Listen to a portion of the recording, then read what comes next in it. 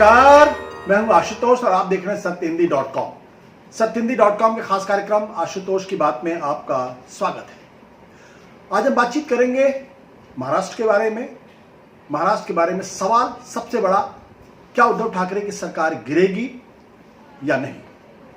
क्या उद्धव ठाकरे की सरकार को बीजेपी गिरा पाएगी या नहीं? सबसे बड़ा सवाल आज की तारीख में यह है। आपको लग रहा होगा लॉकडाउन कोरोना के मौके पर ये किस तरीके का सवाल है, लेकिन इस देश की राजनीति है और इस देश की राजनीति ऐसी ही है कि जब संकट हो तो लोगों की चिंता ना करो, दूसरों की सरकार गिराओ और अपनी सरकार बनाने की कोशिश करो। इसलिए यह सवाल आज खड़ा हुआ है कि क्या उद्धव ठाकरे की सरकार गिरेगी। इस पर आपको विस्तार से करेंगे बातचीत, लेकिन सबसे पहले छोटी सी अपील। हमारी अपील यह है कि सत्यहिंदी.com को आपका सहयोग लगातार मिलता जा रहा है, हमारा आपका जुड़ाव भी बढ़ता जा रहा है। सत्यहिंदी.com को सच कहने की हिम्मत बढ़ती रहे, हमारा मनोबल बढ़ता रहे, स्वतंत्र पत्रकारिता होती रहे, इसके लिए जरूरी है कि आप हमें आर्थिक तौर पर भी हमारी भुगतान करें और हमें थोड़ी सी मदद करें। अगर आप ऐसा करेंगे तो हमें बहुत बहुत मदद होगी। इसके लिए आपको कुछ नहीं करना है, इस वीडियो के नीचे जो डिस्क्रिप्शन है वहां जाना है और वहां जाकर आपको अपना बटन है क्लिक करना है और क्लिक करने के बाद हमें अपना सहयोग दें। और अब आज के विषय पे बात करते हैं। आज का विषय यह है कि क्या महाराष्ट्र में उद्धव ठाकरे की सरकार गिरेगी। यह सवाल क्यों खड़ा हुआ? यह सवाल इसलिए खड़ा हुआ है क्योंकि 5 घटनाएं पिछले 24 घंटों के अंदर हुई है और इन 5 घटनाओं को अगर आप जोड़ेंगे तो बिल्कुल स्पष्ट तौर पर आपको समझ में आ जाएगा कि दरअसल महाराष्ट्र में उद्धव ठाकरे की सरकार को अस्थिर करने की कोशिश की जा रही है और कोशिश की जा रही है कि अगर महाराष्ट्र में उद्धव ठाकरे की सरकार गिर जाए तो क्या कोई वैकल्पिक सरकार बन सकती है। पहला घटनाक्रम क्या है? शरद पवार, जो महाराष्ट्र सरकार के आर्किटेक्ट हैं, शरद पवार ने वहां के गवर्नर से मुलाकात की है। दूसरा, शरद पवार ने महाराष्ट्र के मुख्यमंत्री उद्धव ठाकरे से लंबी बातचीत उनके घर जाकर की है। तीसरा, विपक्ष के नेता और पूर्व मुख्यमंत्री देवेंद्र फडणवीस बहुत एक्टिव हैं और देर दोपहर को उन्होंने एक प्रेस कॉन्फ्रेंस की है। चौथा, महाराष्ट्र के पूर्व मुख्यमंत्री नारायण राणे ने कहा है कि महाराष्ट्र के अंदर राष्ट्रपति शासन लगाया जाना चाहिए। और पांचों, रेल मंत्री पीयूष गोयल बहुत ज्यादा एक्टिव है और देर रात में ट्वीट करके वो महाराष्ट्र की सरकार पे आरोप लगा रहे हैं कि आप जितने ट्रेनें आप ले रहे हैं उतनी ट्रेनों का इस्तेमाल आप कर नहीं पा रहे हैं या कर नहीं रहे हैं। इन 5 चीजों को अगर आप जोड़ेंगे तो एक घटनाक्रम नजर आएगा। और नारायण राणे का ये कहना कि महाराष्ट्र के अंदर राष्ट्रपति शासन लगना चाहिए क्योंकि कोरोना से जो है वो उस पर महाराष्ट्र की सरकार बुरी तरीके से असफल रही है। बाद में शरद पवार एक्टिव हुए हैं और शरद पवार ने 2 बातें कही हैं।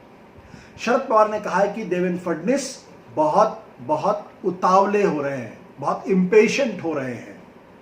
दूसरी बात उन्होंने कही है कि अगर अभी सरकार गिरी तो लोग हमें पीटेंगे।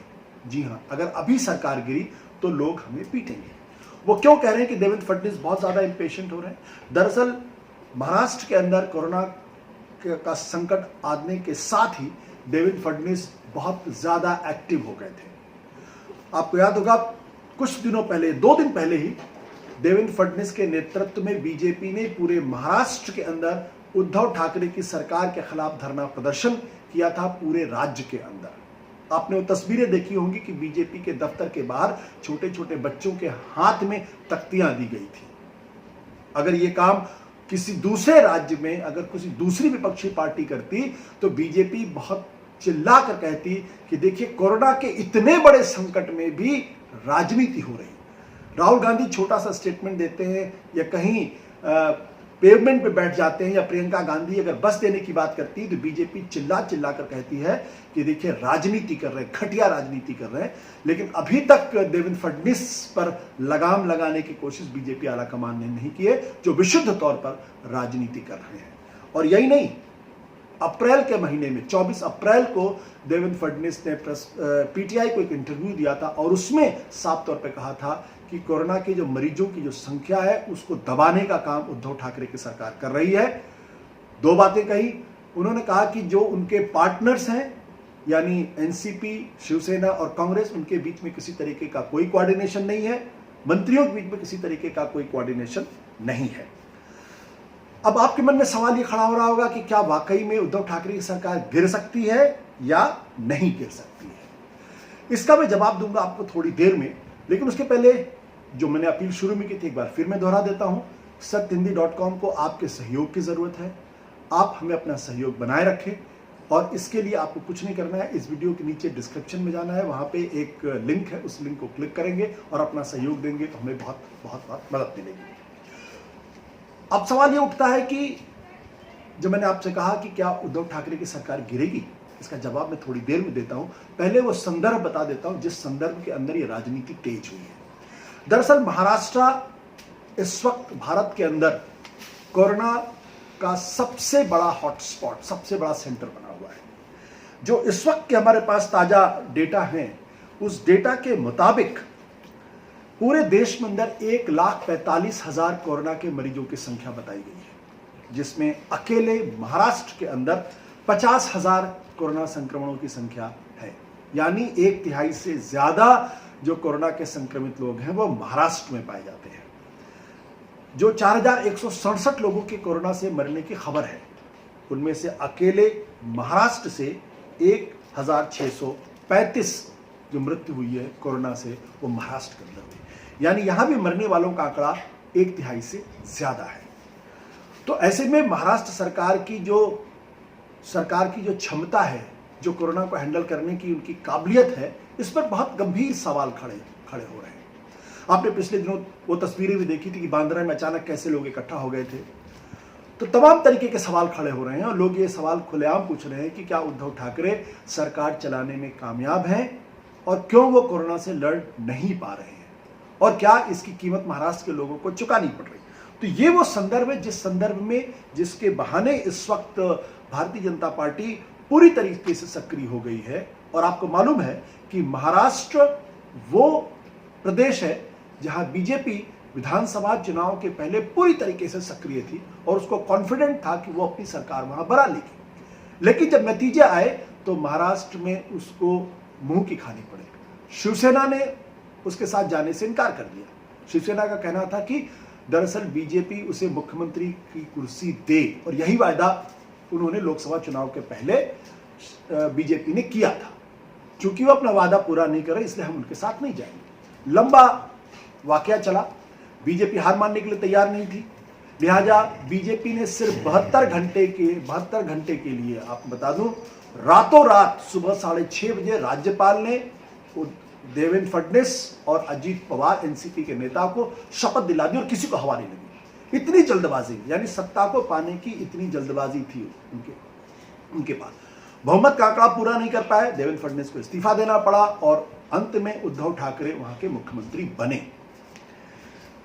तो जो महाराष्ट्र के अंदर उनको चोट लगी, वो चोट उनको अभी तक बर्दाश्त नहीं हुई है। दूसरी बात, नरेंद्र मोदी और अमित शाह के पार्टी पर कब्जा जमाने के बाद, यानी अपने पार्टी का नेतृत्व उनके हाथ में आने के बाद से वो एन केन प्रकारेण अपनी सरकार बनाने में विश्वास रखते हैं। आपको याद दिला दूं, कर्नाटक के अंदर बीजेपी के पास बहुमत नहीं था, बीजेपी ने फिर भी अपनी सरकार बनाई, बहुमत साबित नहीं कर पाए और वहां जेडीएस और कांग्रेस की मदद से वहां सरकार बनी, लेकिन वो ज्यादा नहीं चल पाई, विधायकों की खरीद फरोख्त हुई, अंत में बीजेपी की सरकार बनी। यही बीजेपी कांग्रेस की सरकार को गिराने का खेल मध्य प्रदेश के अंदर हुआ, वहां भी कांग्रेस की सरकार गिराई गई, विधायकों को खरीद फरोख्त की गई, ज्योतिरादित्य सिंधिया वहां से बीजेपी शामिल हुए और कमलनाथ की सरकार गिरा के वहां शिवराज सिंह चौहान की सरकार बनी। इसी तरीके से अगर मैं आपको जानकारी दूं कि गोवा के अंदर पिछले दिनों वहां पे बीजेपी के पास बहुमत नहीं था, लेकिन उसने कांग्रेस को सरकार नहीं बनाने दी और तमाम साथियों को लेकर अपनी सरकार बनी। मेघालय के अंदर भी उसने यही काम किया। अरुणाचल प्रदेश के अंदर सरकार कांग्रेस की गिराई 2019 के पहले, इसी तरीके से उत्तराखंड के अंदर सरकार गिराई। तो एक स्वभाव बीजेपी का है नरेंद्र मोदी के नेतृत्व में कि वो किसी भी तरीके से अपनी सरकार बनाना चाहते हैं और विपक्षी सरकारों को अस्थिर करना चाहते हैं। महाराष्ट्र के अंदर चूंकि गहरी चोट लगी थी, इसलिए वो सरकार बनाना और एक तरीके से बदले लेना की कार्रवाई के तौर पर इसको देखा जाना चाहिए। तो ये बहुत गहरी चोट थी। अब सवाल ये खड़ा होता है कि जिस संदर्भ में मैंने आपको बात की, वो संदर्भ क्या है? वो संदर्भ बिल्कुल स्पष्ट है और जो सूत्र बता रहे हैं उन सूत्रों के मुताबिक बीजेपी के आला कमान ने हरी झंडी दे दी है कि आपको सरकार गिरानी है या आपको सरकार अस्थिर करनी है, अपनी सरकार बनाने की कोशिश करनी है, यानी कोशिश हो किसी तरीके से। अब ये अभी हो सकती है, 6 महीने बाद हो सकती है, कब कामयाबी मिलेगी वो एक अलग सवाल है। रणनीति क्या है? रणनीति पे 1 मिनट के अंदर आपसे बात करूंगा, लेकिन पहला सवाल यह कि क्या वो सरकार बना सकते हैं या उद्धव ठाकरे की सरकार गिरा सकते हैं। अगर असेंबली का आंकड़ा मैं देता हूं तो असेंबली में कुल विधायकों की संख्या है 288, बहुमत के लिए चाहिए 145 विधायक। वहां पे इस वक्त उद्धव ठाकरे को समर्थन दे रही है एनसीपी और कांग्रेस और दूसरी अन्य पार्टियां हैं। इनका आंकड़ा होता है 169, यानी आराम से इनके पास बहुमत का आंकड़ा है। शिवसेना के पास 56 विधायक है, उनका मुख्यमंत्री है, 54 विधायक एनसीपी के हैं और 44 विधायक कांग्रेस के हैं, बाकी अन्य छोटी छोटी पार्टियां हैं। बीजेपी के पास, एनडीए के पास कुल 119 विधायक है, यानी बहुमत से 25 विधायक कम। अब 25 विधायक तभी आ सकते हैं जब एनसीपी या शिवसेना में से कोई एक सरकार से बाहर निकले और बीजेपी के साथ जाने का फैसला करे। कांग्रेस अपनी मजबूरियों की वजह से कभी भी बीजेपी के साथ नहीं जा सकी, लेकिन शिवसेना बीजेपी के साथ रह चुकी है और एनसीपी के बारे में कहा जाता है कि वो किसी भी तरफ जा सकते हैं, ऐसी उनकी रणनीति। शरद पवार हालांकि इस बात को खास खंडन करते हैं। तो जब तक इनमें से कोई बाहर नहीं निकलता या जब तक इनमें से कोई एक पार्टी बहुत बुरी तरीके से नहीं टूटती, तब तक ये संभावना नहीं बनती है। लेकिन राजनीति संभावनाओं का खेल है और जिस रणनीति पर इस वक्त बीजेपी चल रही है वो रणनीति बिल्कुल स्पष्ट है। उसके 5 पहलू हैं, वो मैं आपको बता देता हूं। पहला पहलू क्या है? पहला स्टेप क्या है? पहला स्टेप ये है कि उद्धव ठाकरे की सरकार को कोरोना के बहाने बुरी तरीके से बदनाम किया जाए, उसको नाकारा साबित किया जाए, लोगों की नजर में उसको डिस्क्रेडिट किया जाए।